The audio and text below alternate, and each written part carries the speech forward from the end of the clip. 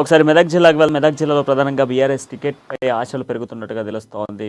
అక్కడ ఉన్నటువంటి సిట్టింగ్ సీట్కి సంబంధించి పోటీదారులు రోజు రోజుకు పెరుగుతున్నారనేటువంటి వార్త హైలైట్ కనబడతా ఉంది. దీనికి సంబంధించిన పూర్తి డీటెయిల్స్ అందించేందుకు మా ప్రతినిధి సునీల్ అందుబాటులో ఉన్నారు. సునీల్,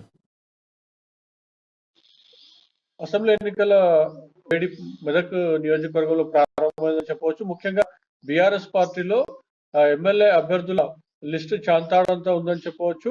మరోవైపు సొంత పార్టీ నేతల నుండే సిట్టింగ్ ఎమ్మెల్యే అయినటువంటి పద్మా దేవేందర్ రెడ్డికి చాలా ఇబ్బందికర పరిస్థితి ఉందని చెప్పవచ్చు. ఇప్పటికే MLA Padma Devender Reddy sitting MLA ఉన్న నేపథ్యంలో సీఎం కేసీఆర్ రాజకీయ సలహాదారుడు ఎమ్మెల్సీ షేరి సుభాష్ రెడ్డి కూడా మెదక్ నియోజకవర్గంలో తాను పోటీ చేయనున్నట్లు చాలా సన్నిహితులు చెప్తా ఉన్నారు. అడపదడప నియోజకవర్గంలో పర్యటిస్తా ఉన్నారు. కొన్ని కార్యక్రమాల్లో పాల్గొంటా ఉన్నారు.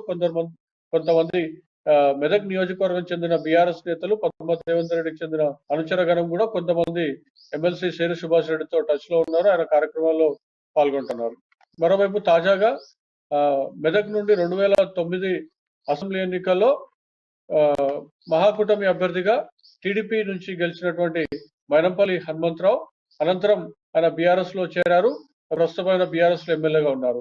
ఆయన కొడుకు అయినటువంటి మైనంపల్లి రోహిత్ కూడా మెదక్ సీట్ పై ఆయన కన్నేశారని చెప్పవచ్చు. ఆయన అయితే మెదక్ నియోజకవర్గంలో చుడి పర్యటనలు నిర్వహిస్తున్నారు. తన సేవా కార్యక్రమాలు కొనసాగిస్తున్నారు. తన ట్రస్ట్ ద్వారా చాలా మంది పేదలను కలుస్తూ వాళ్ళకు ముఖ్యంగా మహిళలకు అదేవిధంగా యువతకు ఆయన ఫిక్స్డ్ డిపాజిట్ల పేరుతో కూడా కొన్ని స్కీమ్లు ఆయన సొంత నిధులతో కూడా ఏర్పాటు చేస్తా ఉన్నారు. ఈ నేపథ్యంలో మెదక్ నియోజకవర్గంలో రాజకీయ వేడి ప్రారంభమైందని చెప్పవచ్చు. బీఆర్ఎస్ మాత్రం టికెట్ల కోసం అభ్యర్థుల ప్రయత్నాలు కూడా ప్రారంభమైందని చెప్పవచ్చు. ఈ నేపథ్యంలో స్థానిక సిట్టింగ్ ఎమ్మెల్యే పద్మా దేవేందర్ రెడ్డికి రాబోయే ఎన్నికల్లో సొంత పార్టీ నుండే సొంత పార్టీ నాయకుల ద్వారా టికెట్ కోసం ఆమెకు పోటీ పెరిగే అవకాశాలు ఉన్నాయి. ఈ మొత్తం అంశంపై మాత్రం పద్మా దేవేందర్ రెడ్డి ఇప్పటికే ఇక్కడ కూడా స్పందించలేనప్పటికీ మెదక్ నియోజకవర్గంలో మాత్రం బీఆర్ఎస్ నేతలు ఎవరి ప్రయత్నాలు వాళ్ళు చేసుకున్నా ఉన్నారు. ప్రజల్లోకి వెళ్తా ఉన్నారు. కార్యక్రమాలు నిర్వహిస్తా ఉన్నారు. మెదక్ సీట్ తమకే వస్తుందని చెప్పి కూడా తమ అనుచర గణం వద్ద సన్నిహితుల వద్ద నేతలు కూడా చెప్పుకుంటున్న పరిస్థితి ఉంది. సునీల్, అదేవిధంగా మరి ఇప్పుడు ఎవరికి సీట్ ఫైనల్ కాబోతోంది? ఇప్పుడు వీరి సీట్ సంబంధించి చాలా మంది కూడా ఆశావాహులు ఉన్నారు. సో వీళ్ళను అధికార పార్టీ సంబంధించినటువంటి వాళ్ళు కావడంతో మరి సీఎం కేసీఆర్ ఎటువంటి నిర్ణయం తీసుకోబోతా ఉన్నారు? నిన్న కూడా జరిగినటువంటి తెలంగాణలో జరిగినటువంటి సమావేశాల్లో కూడా చెప్పడం జరిగింది. స్థానికంగా ఉన్నటువంటి ఎమ్మెల్యేలకే సీట్లు యథావిధిగా ఉంటాయని కూడా సీఎం చెప్పడం జరిగింది. అనునిత్యం ప్రజలతో ఉన్నటువంటి నాయకులకే సీట్లు ఉంటాయి ఈసారి అని కూడా ఒక మాట చెప్పడం జరిగింది. సో ఇందులో ఫైనల్గా ఎవరిని డిసైడ్ చేయవచ్చు?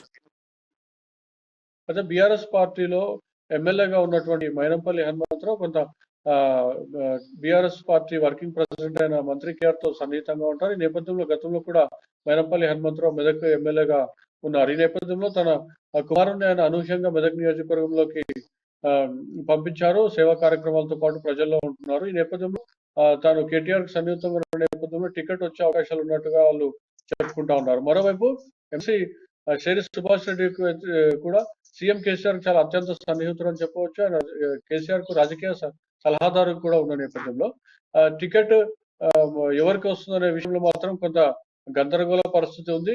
దానికి కాలమే సమాధానం చెప్పాల్సి ఉంది. మరోవైపు ఎమ్మెల్యే పద్మా దేవేందర్ రెడ్డి కూడా బీఆర్ఎస్ పార్టీలో సీనియర్ నాయకురాలు ఉన్నారు. సిట్టింగ్ ఎమ్మెల్యేగా ఉన్నారు.